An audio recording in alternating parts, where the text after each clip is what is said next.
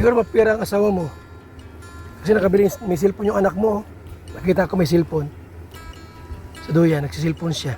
Bigay lang po yan. Sino? Pinsan nyo? Jowa niya? Pinsan po.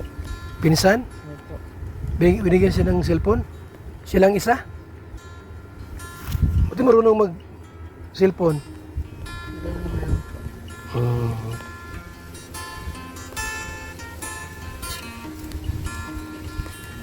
May mga ubo yung mga anak mo. Hello po! Welcome back po muli sa aking YouTube channel at isang mapagpalang araw po sa ating lahat. Sana po ay nasa mabuti po tayong kalagayan sa mga sulok ng mundo po tayo naroroon. Okay? So for today's video guys is atin na naman pong balikan or atin na naman pong muling masilayan po yung mga tatlong magkakapatid na mahiyain, no? Pero bago po natin simulan po yung video is gusto ko po sanang batiin po or i-shout out po ang ating founder ng Kalingap na si Kuya Bal Santos Matubang, Kalingap Rab, Ate Edna Vlog, Jack Tapia Matubang, at sa lahat po ng Kalingap Partners, Kalingap Legit Reactor, at syempre ang mga ambassador at ambassadress na nakabase po sa mga iba't ibang landing pads, no? So, ayan. Ang video ito is, kung natatandaan nyo, ang last part is yung lumabas po sila at nagalit po si Kuya Starax, no? So, ngayon atin pong babalikan po muli sila at sana po ay meron na po tayong pagbabago, no? Na sana po may pagbabago na kasi halos pang ilang vlogs na po ito para sa kanila, no? Halos matagal-tagal na rin kaya medyo may pag-aalinlangan kung itutuloy na ba o susuko na si Kalingap Rab, no? Pero alam po natin hindi naman po ito susukuan ni Kalingap Rab dahil talagang gusto po ni Kalingap Rab na sila ay matulungan. So ngayon is muli po silang nabalikan at mapapanood po natin kung may improvement po ba, no, sa kanila sa vlog na ito. So ayan guys, atin pong panoorin yung video. Pero bago po dyan, huwag po natin kalimutang mag-like muna bago tayo magsimula. Ayo? Hindi pa po. Ayun, very good.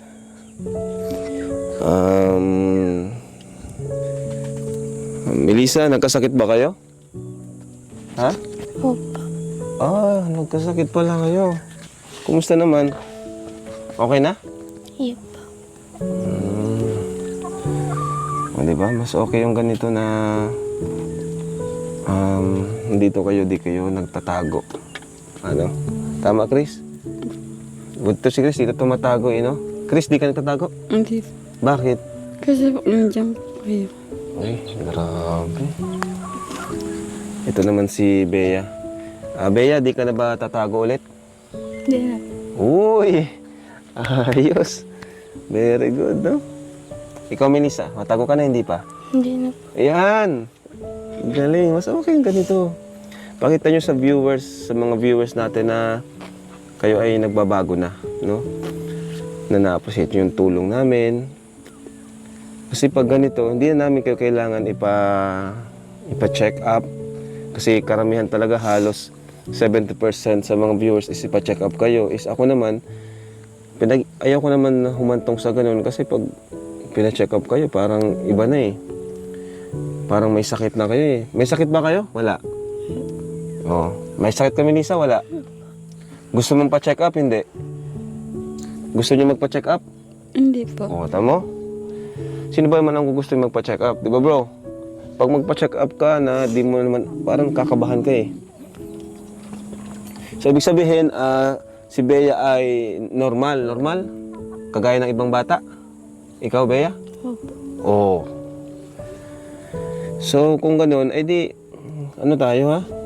Oh, Chris, dito ka tumingin. Yan. Ang ganda-ganda ni Chris, oh. Ano, bro?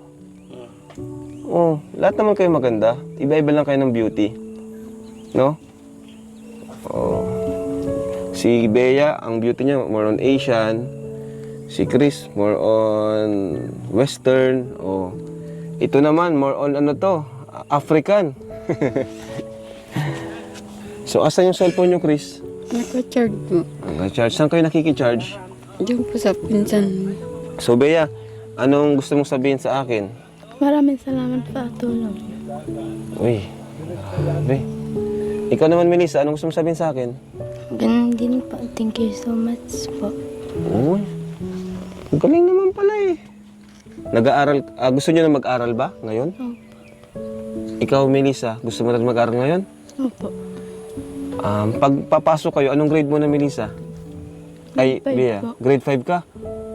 Ay, grabe. Ang tagal. Grade 5 pa lang, no? Grabe yung na-delay ng masyado. Ayan mo, okay lang yan kahit delay. Ang mahalaga kayo nagpapatuloy. Ikaw naman, Melissa, anong grade mo na pa nagpasok ka ngayong taon? Grade 4 po. Grade 4? Bakit ba kayo nagtigil, Melissa? Ha? Nabuli po kami. So, totoo pala yung kwento, ano? Totoo yan, ano? Bea, may nang-away sa inyo sa school? Opo.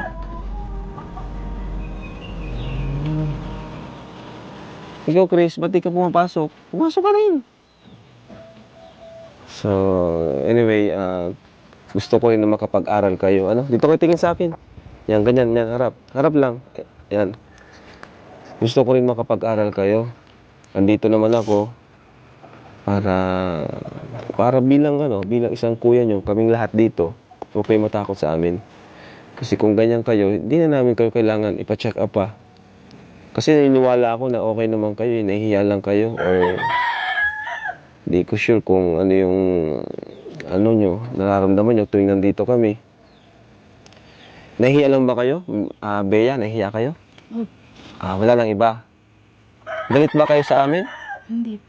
Ay, yun naman pala eh. Ikaw, Melissa, nahihiya ka lang.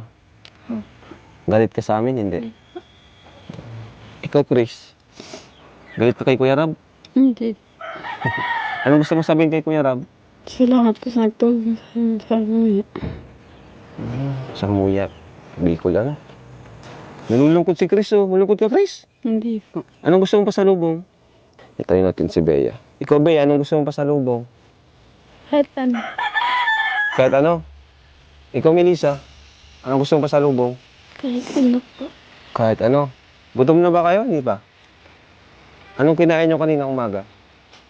Wala pa kayo kinakain, Bea? Angus. Ay, kanggus. Yun mo. So, ayan guys. Napanood po natin yung video, is nakakatuwa, no? Kasi meron na pong pagbabago sa tatlong magkakapatid na ito, no? Hindi na po ito yung kagaya ng dati na sobra na halos mahirap silang pasagutin sa mga tanong mo. And ayan, maraming salamat din po sa mga taong laging sumusuporta, no?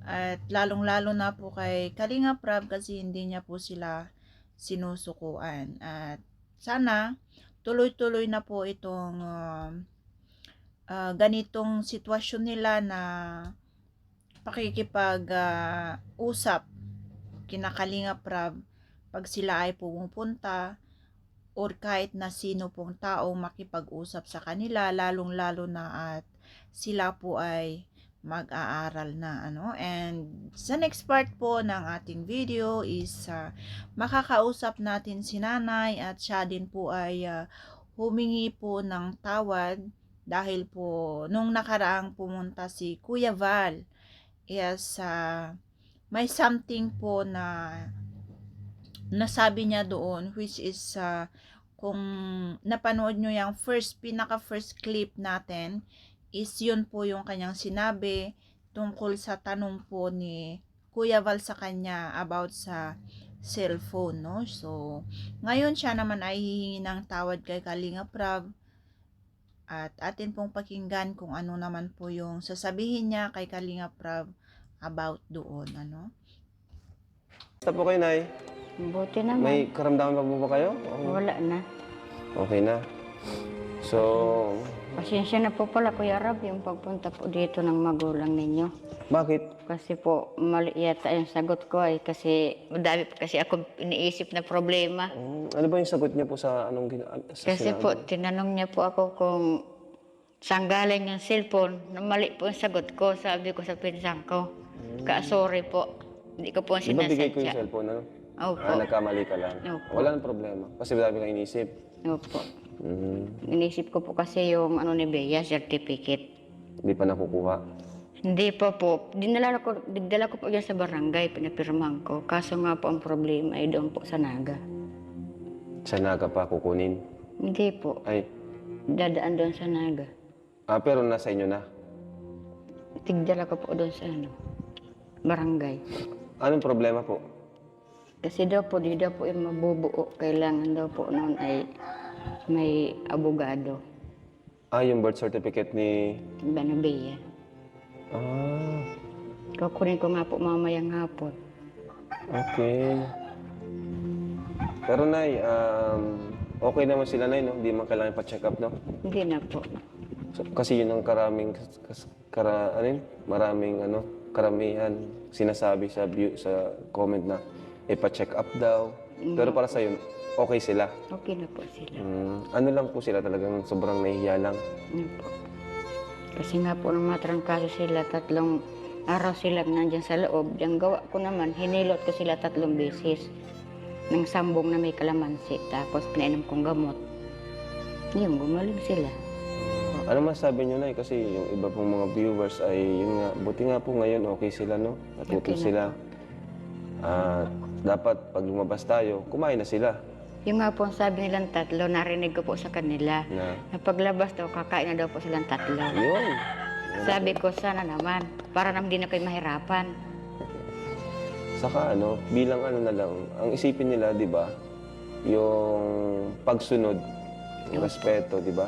Opo. Yun pala nang sinabi nila. Ano pa po mga sinabi po nila, ng mga after na pong lakad natin, yung umilit Wala yung naman, ulo yun ni, lang. ni Starax. Yun lang naman ang narinig ko sa kanilang 3. So, ayan po guys, yung napanood natin kung paano po nanghingi ng tawad si nanay. At nasabi niya rin po yung dahilan kung bakit nakasagot po siya ng ganon. Which is accepted naman po ito kay Kalinga Prab. Pero sa other side kasi, kung napanood nyo po sa vlog ni Kuya Val, no? Parang may attitude po si nanay, no? Parang may attitude po siya na halos hindi niya po maharap or hindi man lang siya makatingin po kay Kuya Val habang kinakausap siya ni Kuya Val. At may time pa na medyo yung pagsagot niya is not in a proper way, kumbaga, no? Pero it's okay. Intindihin na lang po natin sila na sana sa susunod ay wag na pong mauulit sana yung ganun. Kasi alam natin na parang hindi niya po kilala na yun po is father ni Kalinga Prab, no? So, siguro umiiwas din sila sa wakwak or ayaw din nilang mag-entertain ng iba. Kaya ganun po yung ipinakita niya. At sana ganun po yung ganun po, no? Pero okay na po yun, which is acceptable naman na. So, ito na, itinuloy na po ni Kalinga Prab yung pag-vlog sa kanila. Muli po sila ay pinasyalan, no?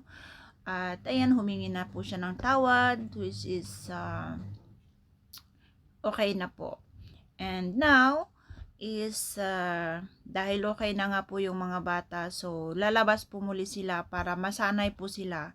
Which is, ito na po yung mga step na lagi pong ginagawa nila Kalinga Prab para po masanay-sanay na po yung mga bata kasi malapit na rin po yung school year. And nalaman din po natin na may problema po sa birth certificate ni Via kasi nga yun daw yung naging dahilan kung bakit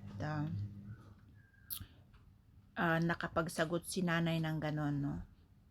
So, ayan, atin pong panoorin yung kaganapan kung saan sila ay lumabas at pumunta sa isang restaurant.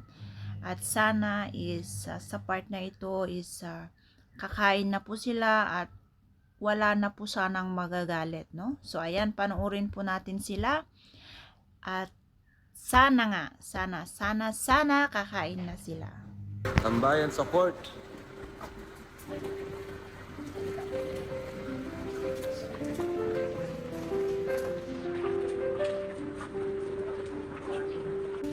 Yan, dito po kayo. Tabi-tabi na po kayo dyan. Nay, dito kayo na yun. Dito po kayo na yun. Alright, so andito na yung pagkain natin. Let's go. And let's have a lunch together. Ayan. Ayan po. So, dito ano, Melissa? Ito na. Oh, para sabay-sabay na tayo. Di ba nagsabi kayo na kakain na kayo? Ayan. Nay. Ano, Nay? Kakain na tayo, Nay, ha? So, para mabilis yung pagkain natin, makamay tayo. Lahat tayo. Ang alam ko, sanay kayo sa pagkakamay, eh. Oh, Melissa. Ay, ano? Bea. Sige na, Bea. Bea. Oh. Suot mo sa kamay Oh, Melissa. Yan. Sige na. Obia. Ganito, oh. Ganito, oh. Ganito. Oh. Kakamay natin. Oh, di ba? Ah, di ka makamay? Di ka maganto? Ah, kutsara lang sa kanya. Bro, kutsara. Kutsara. Mas gusto. Ikaw, makamay ka o kutsara? Ha? Chris. Kamay? Kutsara. Ha? Kutsara? Ah, kutsara sa kanila. Ayan po. Ikaw, Chris. Pero kung anong gusto nyo, kayo bahala. Ang mahalaga ay kumain na kayo, di ba? Di ba nagsabi kayo, kakain kayo, di ba? Di ba, Nay? Oh, ito kay Nanay. Kay Nanay ito. Isog natin itong table. So, pray muna tayo. Pray muna tayo. Oh, pikit tayo, pikit, Nay. Bea, Chris, pikit tayo, pikit. Pray tayo. Lord, maraming salamat po sa pagkain na dito sa aming harapan. Naway maging kalakasan po ito sa aming pangatawan. Maraming salamat po sa inihanda ng pagkain. Pagpalain niyo po sa naghanda nito. Maging kaming lahat, Panginoon, nakakain nito. Lord, I pray na kumain na po sina Bea, Chris, at maging si Melissa, Panginoon, ng walang pag-aalinlangan upang sila po ay maging malusog at malakas ang pangangatawan. Ito po aming dalangin. In Jesus' name, Amen. Amen. Yun, nag-pray na tayo, sigurado. Kakain na. Okay, so, ay, bigyan natin sila kutsara. Oh. Yan, very good. Abea. Abea. Sige na, sama-sama na tayo. Sabay-sabay na tayong kumain. Sabay-sabay na tayo kumain. O, Chris. O, sabay-sabay na tayo. O, in one. Tara, kaya tayo. 1, Sige na. 2, Sige na. 3. Sige, kaya tayo. Yes! Ayos. Sige, sige. Masaya tayong kumakain. Oo. Hindi lang Very yung good. busog, pati kayo dapat busog din. Ayan. Kain tayo, kain tayo. Okay, huwag niyo kaming isipin dito. Ano lang kami dito. Lagyan natin. Dalawang kamay mo. Sige na, dalawang kamay mo. Ano to, hindi to maanghang, ha? Sige na, isa. Itong ginagawa namin, para masanay kayo na kasama namin palagi. Himayin ko lang natin. No, si Chris, oh. Natipinagdaman din. Tara, tara, tara. Tara, sige. Let's go. Bia. Sige na, sige na. O, si Bea, makain na. Yan. Dalawang kamay. Hawakan mo sa kapsara. Dalawang kamay. Ito. Akin na yung... Iwan mo dito yung panyo mo. Iwan mo dyan. Oh. Hawakan mo. Ano ka ba, kanan? Oh. Sige na. Melissa. Sige na. Kain ka na. Sige na. Sabi niyo, makain na kayo. Sige na. Hiwain mo ito. Ganito, pag mahiwa niyan. Hiwain natin. Yan.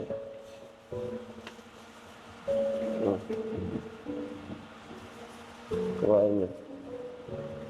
Yan. Sige na, be. Emily, sir. Very good. Okay. Thank you. Mas maganda nga pa nagkakamay sa totoo lang. Kung gusto niyo magkamay. Kamay magalit ulit ay.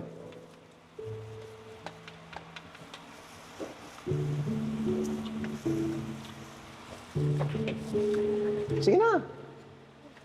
Sige na. O yan, subo na si Chris, o. O sige. Kahit konti-unti lang. Huwag kayong mahiya sa amin kasi kami, ako, bilang kuya nyo na ako, huwag kayong mahiya sa amin. Huwag niyo pahirapan yung mama nyo. Ay na. Malilipasan kayo ng gutom pag di kayo kumain. Una-una, di ba, kayo nagkakasakit dahil nalilipasan kayo ng gutom. Di ba na may sakit kayo na, di ba? O, di ba kasi yan, di sila kumakain.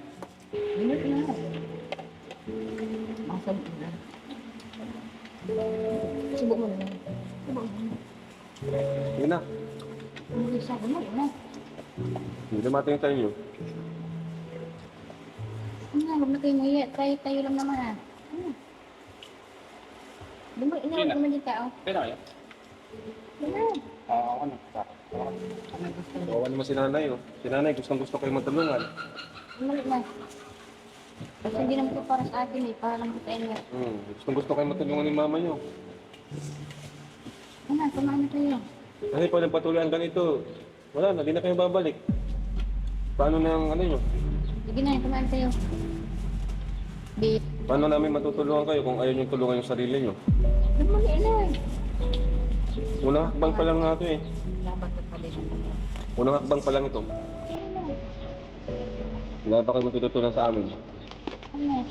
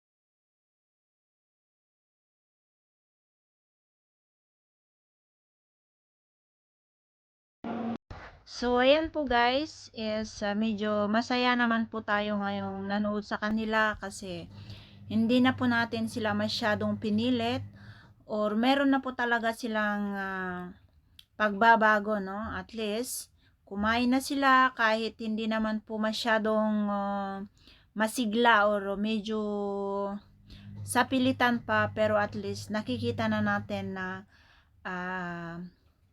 ginagawa naman nila yung kanilang best kasi sabi nga po ni nanay na hindi niya po ito ginagawa para sa kanyang sarili or ginagawa niya po ito para sa kanila, no? At ito nga nakakatuwa kasi nakikita na natin silang ganyan na at ayun nga is hindi na rin po natin sila kailangang ipa-check up, no? Kasi mostly request po ng mga viewers is may problema po sila sa pag-iisip or kailangan po silang ipatingin sa psychologist, which is wala naman daw po silang sakit, sadyang mahiyain lang po talaga sila.